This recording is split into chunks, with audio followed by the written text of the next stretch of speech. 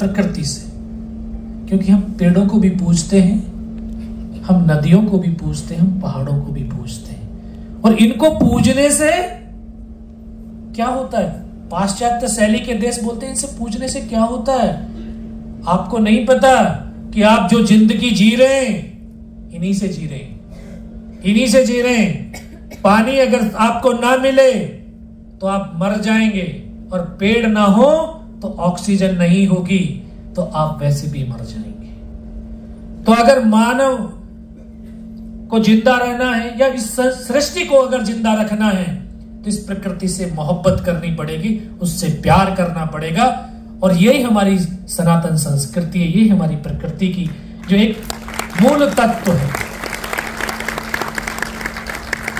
और इस धरती पर पैदा होने के बाद और इस धरती की सेवा करने का सौभाग्य अगर मिल जाए तो इससे बड़ा और गौरव कुछ नहीं हो सकता है।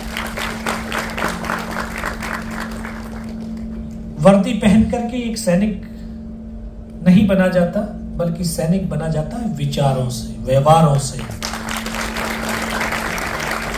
वर्दी पहन करके सैनिक आपकी सीमाओं की रक्षा कर सकता है, लेकिन आंतरिक रूप से अपने देश की रक्षा करने के लिए आपको मन से, मस्तिष्क से सैनिक बनना पड़ेगा। क्योंकि सैनिक निस्वार्थ भाव होता है, उसमें कोई स्वार्थ नहीं होता। वो हमेशा परोपकार के लिए, सदाचार के लिए और एक डिसिप्लिन अपने जीवन में अनुशासित होता है। हम बहुत सारा कुछ इकट्ठा कर लेते हैं, बाकी हमारे अंदर जो अनुशासन है ना, वो अनुशासन हमारी तमाम उपलब्धियों को नीचे गिरा देता है। हमें अगर जीवन में आगे बढ़ना है, जीवन को एक स्थिर बनाना है और अपने समाज और राष्ट्र को कुछ देना है, तो सबसे पहला आपके अंदर होना चाहिए अनुशासन। और वो अनुशासन ही आपको उपलब्धियों के रास्ते पर अग्रसर करेगा। मैं भी आप ही की तरह था, कोई ऐसा नहीं हूं कि मैं भगवान ने ऊपर से ऐसे भेज दिया। एक मां के गर्भ से पैदा हुआ एक किसान का बेटा हूं और एक जवान का बेटा हूं। पिता से युद्धों की कहानियों को पढ़ करके, सुन करके बड़ा हुआ। किताबों में वो कहानियों को पढ़ा और पढ़ने के बाद एहसास हुआ, आभास हुआ और एक भाव उत्पन्न हुआ कि फौजी बनना है। लेकिन नौजवानों साथियों, आप आज एजुकेशन जो आप कॉलेज में जो है जा रहे हैं, पढ़ रहे हैं, लेकिन कभी आपने अपने सोचा कि मैं मैथमेटिक्स या मैं इंजीनियरिंग में जो भी आपने डिप्लोमा कर रहे हैं, जो पढ़ रहे हैं, क्यों पढ़ रहे हैं? पढ़ने का मकसद क्या है? क्योंकि हमें मकसद ही पता नहीं है, चले जा रहे हैं। और पेरेंट्स भी इसमें जो है बहुत बड़े भागीदार हैं। मैं पिछले 2 महीने में ये जो मेडिकल की तैयारी करते हैं, नीट वाले जो छात्र और छात्राएं हैं, उनसे मिला। भाई डॉक्टर बनना है, क्यों बनना है? कोई जवाब नहीं है। बस 1,60,000 स्टूडेंटों में से एक स्टूडेंट ने बोला सर मुझे पता है। किस लिए? बोला पैसा कमाने के लिए। मगर कम से कम अपना एम तो बता दिया कि डॉक्टर बनना है तो पैसा कमाना है। बाकी को तो किसी को यही पता नहीं है कि बनना क्यों है। किसी से पूछते किस लिए बनना है, बोला मम्मी के लिए बनना है। किसी के लिए पापा ने बोला इंजीनियर बनना है। जब तक आपको अपने जीवन का पर्पज नहीं पता है तो आपके अंदर पैशन कहां से आएगा? और जब पैशन नहीं आएगा तो आपका परफॉर्मेंस कैसा होगा? तो आप अपने जीवन का पहले पर्पज, और मैंने अपने पर्पज को बहुत 6 क्लास से निर्धारित कर लिया था कि फौजी बनना है। क्यों बनना है यह भी पता था कि एक युद्ध लड़ना है।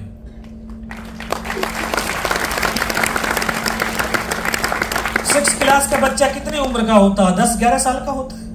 10-11 साल के बच्चे को युद्ध की एबीसीडी नहीं पता है। बस उस सपने को, उस थॉट को विजुलाइज करता रहा, उसको जीता रहा। और ये सच मानिए कि विजुलाइजेशन, पावर ऑफ विजुलाइजेशन, ये बहुत बड़ी शक्ति होती है। जो आप विजुलाइज करते हैं, जो आप जीते हैं, जिया किससे जाता है? सोल से, आत्मा से। और आत्मा तो परमात्मा का अंश है। अगर आप अपने सपनों को अपनी सोल से, अपनी परमात्मा से जी रहे, तो दुनिया की कोई ताकत ऐसी ही नहीं है कि आपके उस सपनों को साकार होने से रोक सके। 12th में था, 16 साल 5 महीने की उम्र थी, फौज में भर्ती हो गया और पहली पोस्टिंग कश्मीर में गया। आज एहसास होता है कि मैं गया नहीं था, मुझे तो मेरे परमात्मा ने वहां पर भेजा था।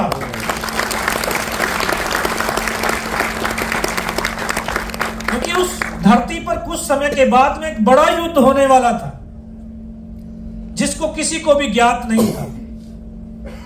और उस धरती पर पहले से 1990 से आतंकवादियों ने एक युद्ध चलाया हुआ है जो अमानवीय क्रूरताओं का तांडव किए हुए हैं। तो उस युद्ध के साथ हमारी फौज लड़ती चली आ रही है, उन दहशतगर्दों के साथ, उग्रवादियों के साथ 1990 से, और आज तक वो युद्ध लड़ रही है। मुझे उस युद्ध का हिस्सा बनना इसलिए जरूरी समझा होगा क्योंकि बड़े युद्ध को लड़ने से पहले छोटे युद्धों का अनुभव बहुत जरूरी है। वहां पर युद्ध लड़ते रहे, समय व्यतीत होने लगा। वर्ष 1998 आया जब इंडिया और पाकिस्तान दोनों ने परमाणु परीक्षण किया। तत्कालीन प्रधानमंत्री माननीय अटल बिहारी वाजपेयी वो ये समझ चुके थे, उनको एहसास हो चुका था कि दोनों ही मुल्क बारूद के ढेर पर आकर के खड़े हो गए। छोटी सी भी नफरत की चिंगारी पूरी मानवता का विनाश कर सकती है, इसलिए उन्होंने शांति का पथ अपनाया। और ये सच है, जहां शांति होती है वहीं उन्नति और विकास होता है। और ये किसी राष्ट्र और समाज तक सीमित नहीं बल्कि एक व्यक्तिगत भी है। ये नौजवान ये समझ रहे होंगे कि जब आपका मन और मस्तिष्क में बेचैनी होती है, जो थॉट की कॉन्फ्लिक्ट होती है, तो आप चाहे पूरे दिन पूरी रात किताब लेकर के बैठे रहो, आपको कुछ समझ में आने वाला नहीं। मन की शांति के लिए अपने आप से प्रेम करना पड़ेगा, उस परमात्मा के साथ ध्यान करना पड़ेगा। जब ही आप अपने मन और मस्तिष्क में शांति रख सकते हैं, और जब आपके मन और मस्तिष्क में शांति होगी, आप जो चाहते हैं आपको वो मिल जाएगा। लेकिन सबसे बड़ी अशांति किससे फैल रही है? इससे, है ना? ये सबसे बड़ा अशांति का कारण है हमारा।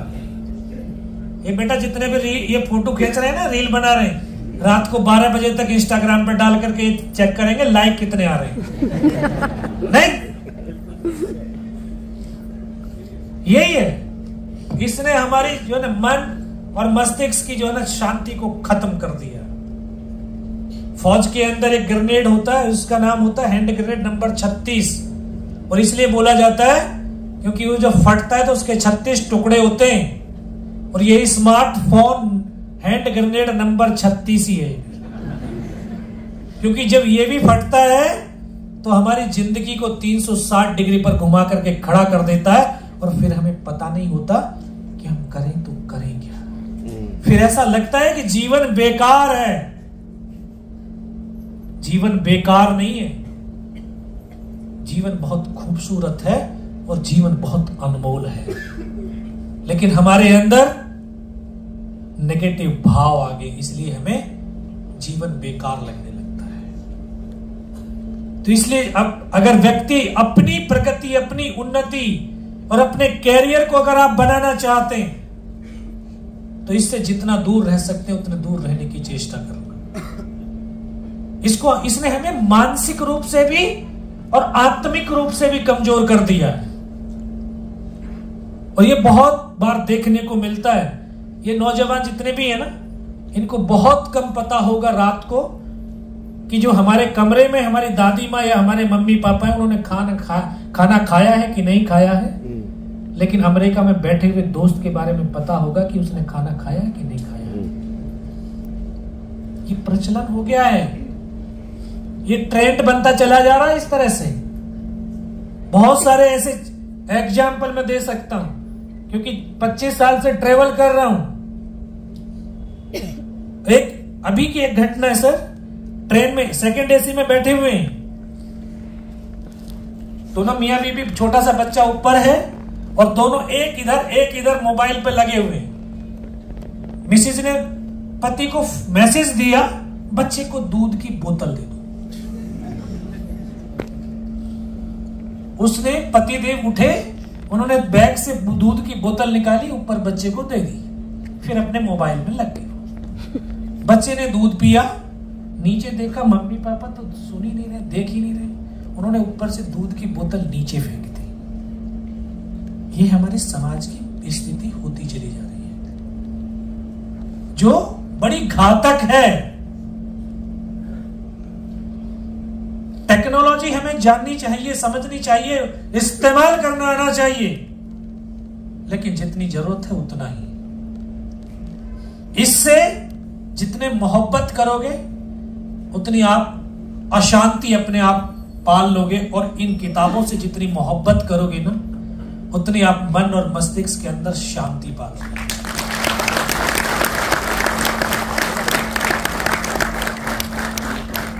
तो शांति के लिए उन्होंने लाहौर बस यात्रा समझौता एक्सप्रेस शुरू की, ताकि दोनों देशों की आवाम के बीच सौहार्दपूर्ण मैत्रीपूर्ण वातावरण बने, दोनों मुल्क तरक्की की राह पर आगे बढ़े। लेकिन पाकिस्तान का जनरल वो नहीं चाहता था कि दोनों देशों की आवाम के बीच शांति हो, इसलिए उन्होंने कारगिल, बटालिक, द्रास, तुर्तुक ऐसे दुर्गम पहाड़ियां जहां पर सर्दियों के समय -60 डिग्री टेम्परेचर होता है। कल्पना कीजिए कि जहां आप रह रहे हैं यहां पर मिनिमम टेम्परेचर कितना जाता हो, 10-15 डिग्री, कभी कभी अगर 60 डिग्री पहुंच गया तो आप अपने बिस्तर से निकलना नागुजार समझते हैं। और आप ही के गांव के, शहर के, प्रदेश के, देश के वो नौजवान आज भी उसी -60 डिग्री टेम्परेचर में दिन रात खड़े होकर के ड्यूटी दे रहे हैं।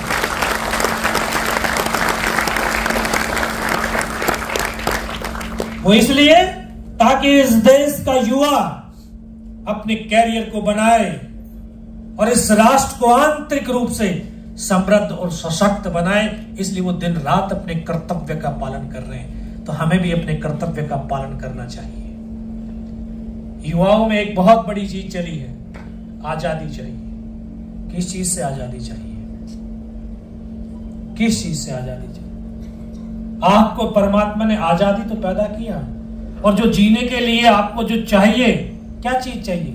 पानी चाहिए, हवा चाहिए, वो आपको मुफ्त मिल गया। और खाना चाहिए, इतने आपको खाना भी फ्री मिल रहा है। जंगलों में चले जाओ, पेड़ इतने जो है फल फूल कंद हैं कि आप अपने जीवित रह सकते हैं। आपको इस धरती ने जन्म दिया, शिक्षा दी, संस्कार दिया, खाना दिया, अब तो आपका देने का दायित्व बनता है। आपका उपकार है कि आप इस धरा को कुछ दें। तो अधिकार मांगने से पहले कम से कम अपने कर्तव्यों के बारे में सोच लेना। आपके 6 अधिकार हैं तो 10 कर्तव्य भी इस संविधान में लिखे हुए हैं। तो हमें अपने कर्तव्य और दायित्व के ऊपर विशेष ध्यान देना चाहिए। तो वो कर्तव्य था, दायित्व था, वो आज भी अपने सैनिक अपने दायित्व को निर्वाह कर रहे हैं। और 13,000 से 18,000 फीट ऊंची पहाड़ियां थी। मई और जून का महीना था, जब मध्य भारत गर्मी से तपता है, तब वहां पर -20 डिग्री टेम्परेचर था। जितनी देर अभी आपसे बात करते हो गए, इतनी देर अगर बैरिक से बाहर खड़े हो जाए, चेहरे की स्किन फट जाती थी और खून टपकना शुरू हो जाता था। ऐसी परिस्थिति में दुश्मन ऊपर बैठा हुआ है, लेकिन हिंदुस्तान के ये जवान कंधे से कंधा और कदम से कदम मिला करके उन दुश्मनों की भारी गोलाबारी के बीच उन पहाड़ियों पर चढ़ते चले गए और दुश्मन के बने हुए बंकरों को उनका कब्रिस्तान बनाना शुरू कर दिया।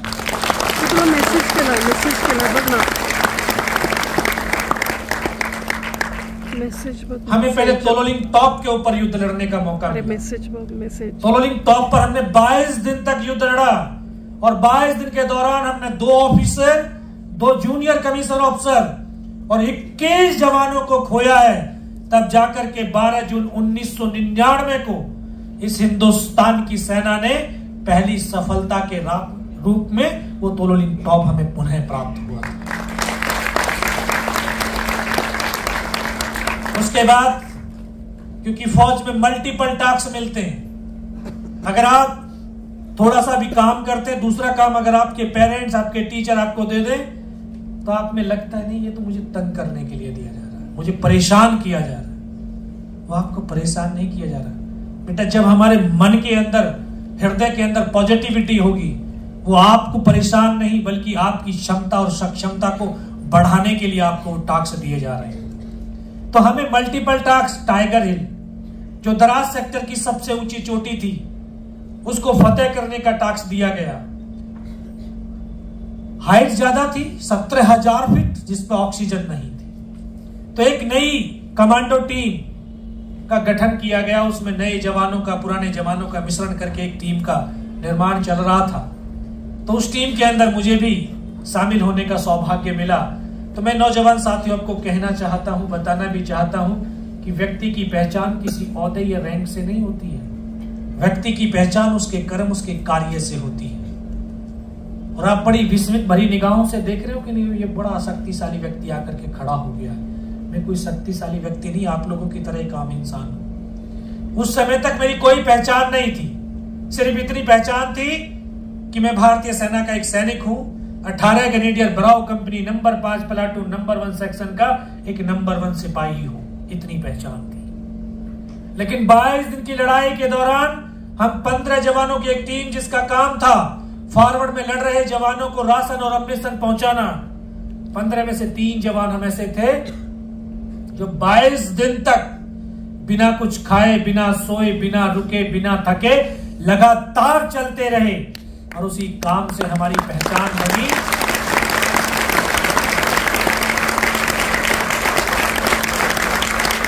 ये तीनों जवान फिजिकली और मेंटली बहुत स्ट्रांग हैं। इनको इस घातक प्लेटून में कमांडो टीम के अंदर शामिल किया जाए। इस तरह से मुझे सौभाग्य मिला कि मैं उस टीम का हिस्सा हुआ। उस टीम को उस पहाड़ी पर सबसे पहले हमला करना था। हाइट ज्यादा थी तो दुश्मन दूर से दूर देख सकता था, क्योंकि उसके पास बहुत बड़ा एडवांटेज था। और नौजवान साथियों, एक चीज और बताना चाहता हूं कि इस जीवन में अगर सबसे बेशुमार कीमती चीज है तो क्या है? हाँ, कोई भी समय, टाइम बेशुमार कीमती है। आज का एक पल कल पूरी दुनिया की दौलत को लाकर के किसी के कदमों में डालोगे, आज के इस एक पल को खरीद नहीं पाओगे दुनिया की दौलत से।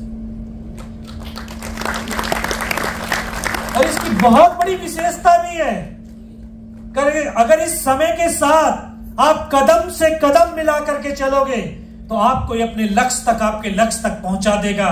और इसकी और बड़ी विशेषता यह भी है, अगर आप रुक गए तो आपका बाजू पकड़ करके साथ में लेकर के चलने वाला नहीं है, आपको वहीं छोड़ करके चला जाएगा। तो समय, इसलिए समय के साथ कदम से कदम मिला करके चल, समय ही हमें अपने लक्ष्य तक पहुंचा सकता है। तो हमने वहां समय की महत्व को समझा कि अगर हम दिन के समय अगर अटैक करेंगे तो दुश्मन देख लेगा, दूर से दूर मार देगा। और बहुत सारे लोगों की नहीं मेंटलिटी होती है, अरे फौजी हैं तो मरने के लिए ही तो है, कहते नहीं, सुना होगा। मैं उनकी मेंटलिटी ठीक करने के लिए कहता हूं, फौजी मरने के लिए नहीं होता, फौजी तो मारने के लिए होता है।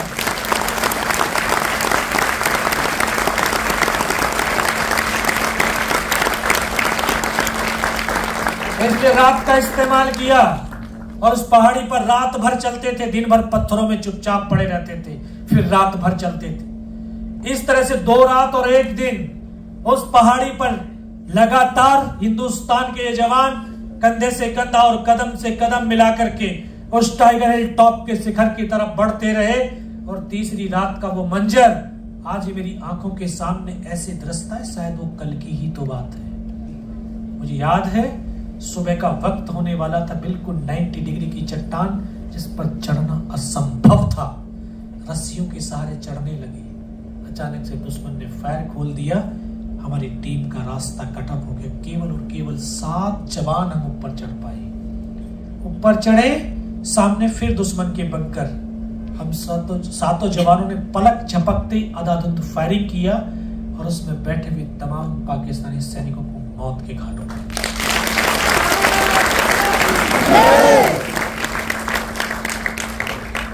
वहां से टाइगर हिल टॉप मात्र 50-60 मीटर रहा होगा। टॉप पर तो उनकी एक कंपनी का डिप्लॉयमेंट, एक कंपनी की स्ट्रेंथ 150, हम केवल 7।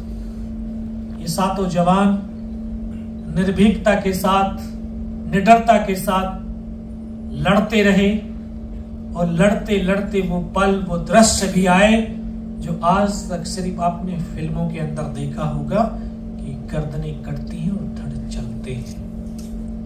मुझे वो पल आज भी याद है कि जब मैं सर से लेकर के पैर तक लहूलुहान था, नाक से खून की धार बह रही थी और ठीक मेरे सामने मेरा साथी मुझे फर्स्ट एड करने के लिए आगे बढ़ता है। उसको यहाँ पे गोली लगती है, इधर से पूरा सर निकल करके बाहर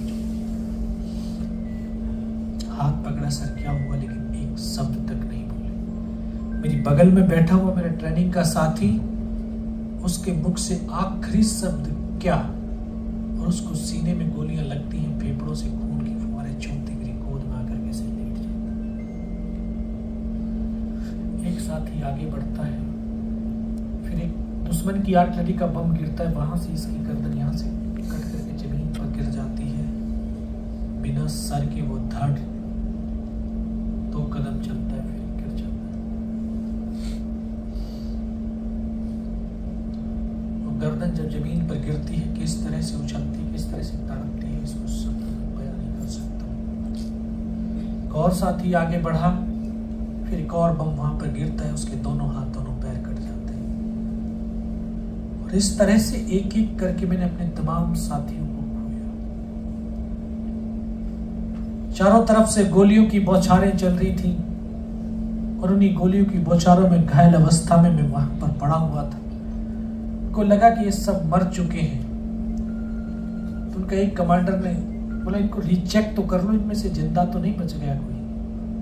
तो आकर के जब हमारे जवानों की बॉडियों में गोलियां मारते थे तो बॉडियां ऐसे उछलती थी ऊपर की तरफ। उसने सामने वाले को गोली मारी, उसकी बॉडी उछली, बगल वाले को, मैं इस तरह से पड़ा था, उसने फर्स्ट में यहाँ पे गोलियां मारी, फिर पैर में गोलियां मारी। मैं देख रहा हूँ कि धुआं निकल रहा है, उस गोली की पीड़ा को चुपचाप बड़ा सहता रहा। उनको यकीन हो गया कि इनमें से कोई जिंदा ही नहीं है। फिर उन्होंने अमानवीय क्रूरताओं का तांडव शुरू किया। हमारे जवानों की बॉडियों में बूट की ठोकरें, पत्थर और गालियां देते रहे। ये बहुत देर तक तांडव चला। इसको देखता भी रहा, सहता भी रहा। काफी देर के बाद फिर उनके कमांडर ने बोला, इनके हथियार उठा लो और नीचे जो हिंदुस्तान का पोस्ट है उसके ऊपर भी हमला कर डालो। जो हमले वाली बात सुनी तब मुझे लगा आज तो मेरी पूरी टीम खत्म हो जाएगी। तब ऊपर वाले से सिर्फ एक प्रार्थना करी कि मुझे इतने जिंदा रख दे कि मैं अपने साथियों तक सूचना दे सकूं। और ये सच है, अगर हम निस्वार्थ भाव और सच्ची श्रद्धा के साथ उस परम पिता परमेश्वर को, अल्लाह को, वाहिगुरु को याद करते हैं, वो शक्ति तो साक्षात सामने खड़ी हो जाती है। और आज इसका प्रमाण भी आपको मैं बताने वाला हूं। वो गोलियां मारने लगे। गोलियां मारते हुए जब बहुत करीब तक आए तब मन और मस्तिष्क में फिर एक विश्वास पैदा किया कि अगर इसने सर और सीने में गोली नहीं मारी, चाहे मेरा हाथ पैर दोनों ही काट करके क्यों ना ले जाए, मैं उफ तक नहीं करूंगा और मैं जिंदा भी रहूंगा। और उसी विश्वास की बदौलत आज आपके सामने भी खड़ा हूं।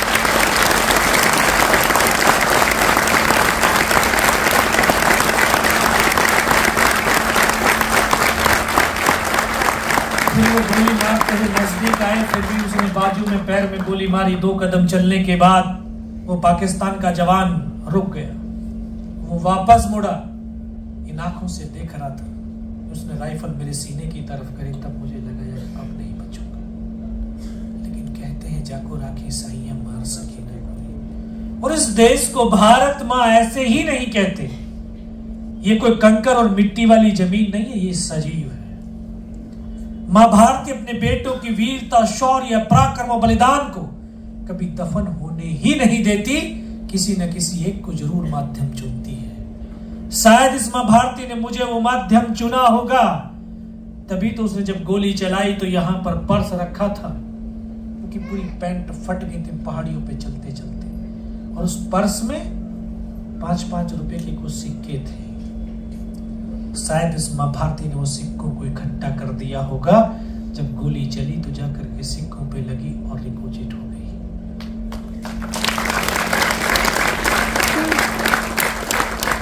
इस गोली के धक्के से एहसास हुआ, आभास हुआ कि मैं तो मर गया हूं। पाकिस्तान का दूसरा जवान आया होगा, उसने आकर के जब मेरा हथियार उठा करके जा रहा होगा, उसका पैर मेरे पैर से टकराया, तब मुझे एकदम से चेतना आई, लगा मैं तो जिंदा हूं। तब एक अंतर्मन से आवाज है कि योगेंद्र अभी तक नहीं मरा तो अब मरेगा भी नहीं। मेरे पास एक हैंड ग्रेनेड बचा हुआ था, मैंने अपना हैंड ग्रेनेड निकाला, उसकी पेन निकाल करके उसके ऊपर इस तरह से फेंक दिया, तो कोट के अंदर जो हुड लगे हुए थे वो ग्रेनेड उसकी हुड के अंदर जा गिरा, और जब तक वो ग्रेनेड को निकाल पाता ग्रेनेड फट गया और यहां से उसका पूरा सर उड़ा और वो हमारे ऊपर आकर के इस तरह से गिर गया। उस धमाके से पाकिस्तान के जवानों में खलबली मची कि इनमें से कोई जिंदा है। कुछ बोले जिंदा नहीं, नीचे से रिइंफोर्समेंट आ गई है। फिर गोलियों की बौछारें शुरू हो गई। बस वही एक मौका था मेरे पास। मैंने दोनों हाथों से उस पाकिस्तान के जवान की राइफल को उठाने की कोशिश करी। इस हाथ की तो हड्डी निकल करके पूरी बाहर थी, सिर्फ कंधा कंधा ही। एक हाथ से राइफल पे झपट्टा मारा, इस तरह से पलट करके फायरिंग किया और 4-5 पाकिस्तानियों को पल भर के अंदर मौत के डाल।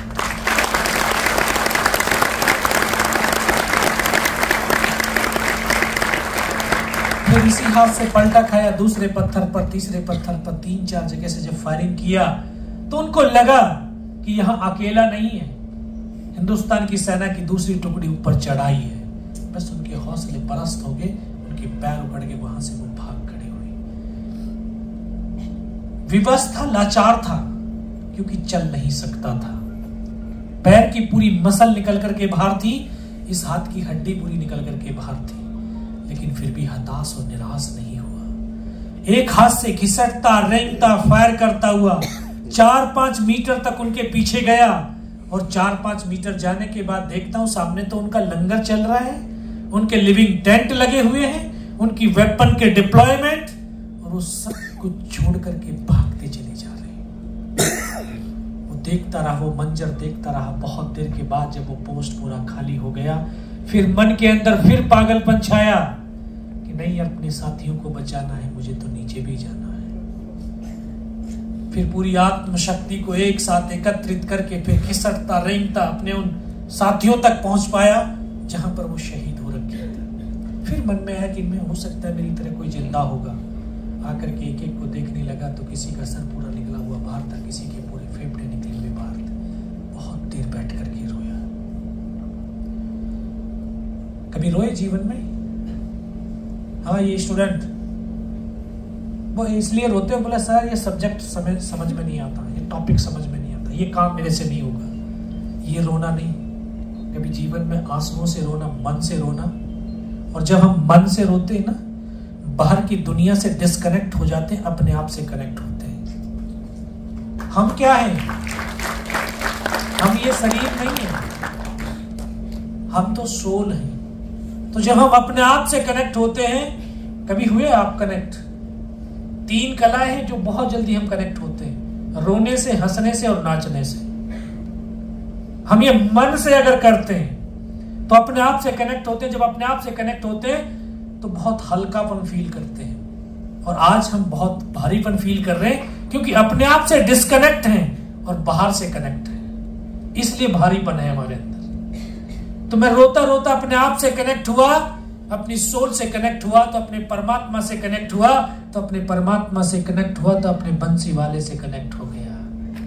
और जैसे ही बंसी वाले से कनेक्ट हुआ, तुरंत आवाज है, योगेंद्र बेटे इस नाले से नीचे की तरफ चला जा।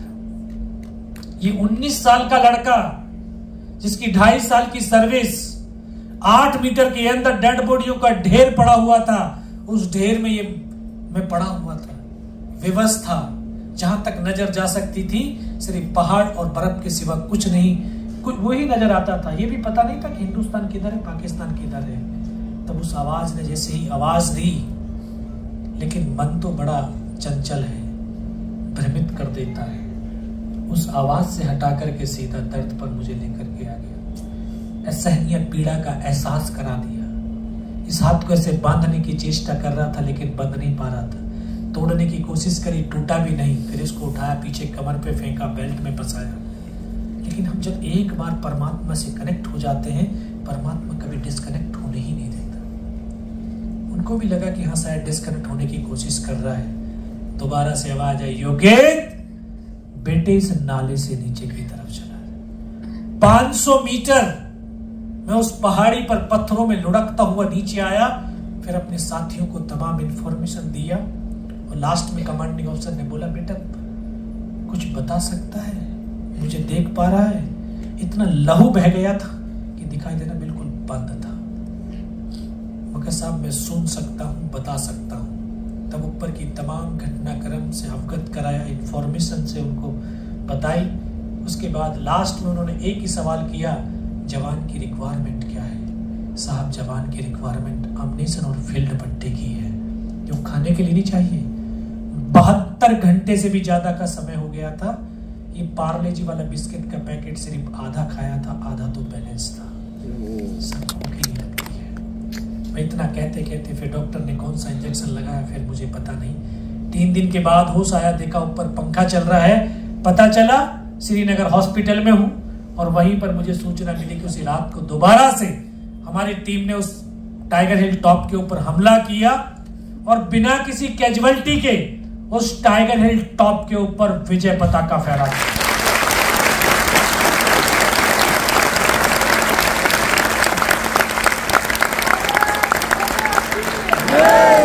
उस टाइगर हिल टॉप के बाद कारगिल युद्ध का यू टर्न हो गया था, सीज फायर हो गया था। जैसा आप जानते हैं कि 26 जुलाई को कारगिल विजय दिवस के रूप में हम मनाते हैं। मुझे भी वहां से दिल्ली बेस हॉस्पिटल भेज दिया गया।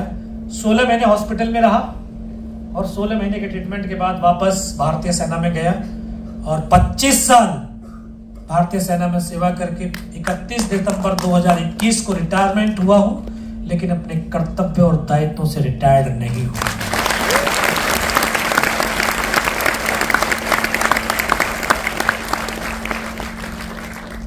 तो मेरे नौजवान साथियों, आप बहुत सारे फॉर्मूले पढ़ रहे हैं, लेकिन अपने जीवन का जो 3P का फॉर्मूला आपको बताया होगा, अगर समझ गए होंगे, पहला पर्पस, दूसरा पैशन और तीसरा परफॉर्मेंस, तभी आप एक जीवन के सकारात्मक रास्ते की तरफ बढ़ते चले जाएंगे। और जिस व्यक्ति, जिस इंसान के पास सकारात्मकता है, उसके पास इस ब्रह्मांड की तमाम शक्तियां हैं, और जिसके पास नकारात्मकता है, उसके पास इस ब्रह्मांड में कुछ भी नहीं है, कुछ भी नहीं। इसलिए आप सकारात्मक सोच के साथ, क्योंकि जब सकारात्मक सोच होती है, एक इंसान जो साइंस के स्टूडेंट रहे होंगे, जो प्रोफेसर यहां पर बैठे हैं, वो जानते हैं कि इंसान ऊर्जाओं का पुंज है, ऊर्जाओं का खजाना है। इसमें ऊर्जा ही तो है, और जब हमारी ऊर्जाएं ऊपर उठती हैं, तब हमारा व्यक्तित्व ऊपर उठता है, हमारा पुरुषार्थ ऊपर उठता है, हमारा चरित्र ऊपर उठता है, और जब हम उठते हैं तो हमारा समाज उठता है, और जब समाज उठता है तो ये राष्ट्र उठता है।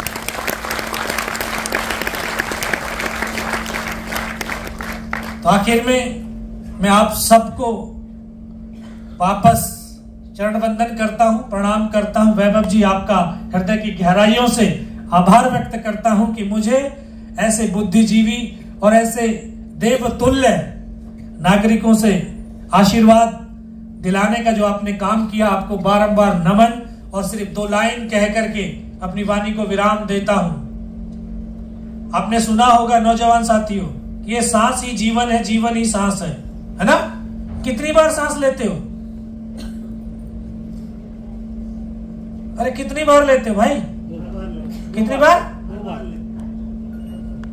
2 बार हर पल नहीं। 1 मिनट में कितनी बार लेते हो? 1 मिनट में कितनी बार? 72 20 बार। एक इंसान, स्वस्थ इंसान 1 मिनट के अंदर 15 से 17 बार सांस लेता है। 15 से 17 बार। और जब हम मन और मस्तिष्क की एक स्थिति होती है तो तब हमारी सांसों की गति 13 से 15 बार हो जाती है। जब हमारी सांस धीरे और गहरी होती है तब हमारा मन और चित्त एकाग्र होता है, और जब मन और चित्त एकाग्र होता है उस समय जो आप प्राप्त करना चाहते हैं वो आपको मिल जाता है। इसलिए इस धरती पर जो हमारे ऋषि हैं, संत हैं, वो पता है कितनी बार सांस लेते हैं? 7 से 8 बार सांस लेते हैं 1 मिनट के अंदर, जब वो ध्यान में होते हैं। और इस धरती पर सबसे ज्यादा आयु वाला प्राणी कौन है पता है? कछुआ। सिर्फ 3 बार सांस लेता है 1 मिनट के अंदर। तो हम ब्रीदिंग एक्सरसाइज से अपनी सांसों को कंट्रोल कर सकते हैं, और जब आप अपने सांस को कंट्रोल कर लिया तो आप अपने माइंड को कंट्रोल कर लेंगे, और माइंड कंट्रोल हो गया तो आपकी बॉडी और आपका जीवन कंट्रोल हो गया। ये सागर है, सागर अद्भुत, इसमें अमृत भरा हुआ है, अब अद्भुत है। और इसकी खास बात यही है कि जो भी इसको भेजा जाता है उसको फैक्ट और सच समझता है, और ये सच समझता है तो अपनी इस बॉडी को ऊर्जा दे देता है, जिसको हम हार्मोन्स कहते हैं। आपकी माइंड के अंदर कोई भी पिक्चर पहुंचती है, बॉडी के अंदर तुरंत हार्मोन्स रिलीज हो जाता है, और जैसे बॉडी में हार्मोन्स रिलीज होता है बॉडी की दिशा उस तरफ ही बढ़ती हुई चली जाती है। तो इसलिए आपका ये पूरी दुनिया में से फक्र करते हैं इस हिंदुस्तान के ऊपर कि भारत युवाओं का राष्ट्र है, और सच में 65% युवा है इस देश के अंदर। लेकिन दुर्भाग्य ये भी है कि उसमें से 80% को ये पता नहीं कि सूरज कितने बजे निकलता है, क्योंकि रात को 2:30 बजे तक 3 बजे तक या तो वो रील बनाएंगे और या वो पढ़ेंगे। अपने जीवन लाइफ स्टाइल को इतना चेंज कर दिया है, उनको ये पता नहीं है कि सुबह 4 से जो 5 बजे का समय होता है, रोज प्रकृति आपके दरवाजे पर पूरी एनर्जियों का खजाना लेकर के आती है, लेकिन आप तो उसको लूटना ही नहीं चाहते, आप तो अपने नींद का उस समय मजा लेते हो। तो इसलिए अपनी जीवन स्टाइल, लाइफ स्टाइल को थोड़ा सा बदली कर लो। 10 से 11 बजे सोना शुरू करोगे और 4 से बजे उठना शुरू करोगे ना, तो आपके अंदर एक ऊर्जाओं का अलग वेव चलेगा, अलग। ये करोगे आप लोग? Yes sir. हाँ? Yes sir. फौजी से वादा कर रहे हो? फौजी राष्ट्र से वादा करता है कि मैं रहूं या ना रहूं लेकिन मेरा राष्ट्र जरूर रहेगा। अगर वादा करना है तो उसको निभाना भी है। इसलिए 2 लाइन कहता हूं कि ये सांसों के तराने हिंद का नवगान गाएगा, हमारा शौर्य ध्वज लेकर वो चंद्रयान गाएगा। हमारे प्राण माता भारती के पग समर्पित हैं, हमारे लहू का हर कतरा हिंदुस्तान गाएगा, हिंदुस्तान गाएगा। जय हिंद, जय भारत। बहुत बहुत धन्यवाद, बहुत बहुत शुभकामनाएं।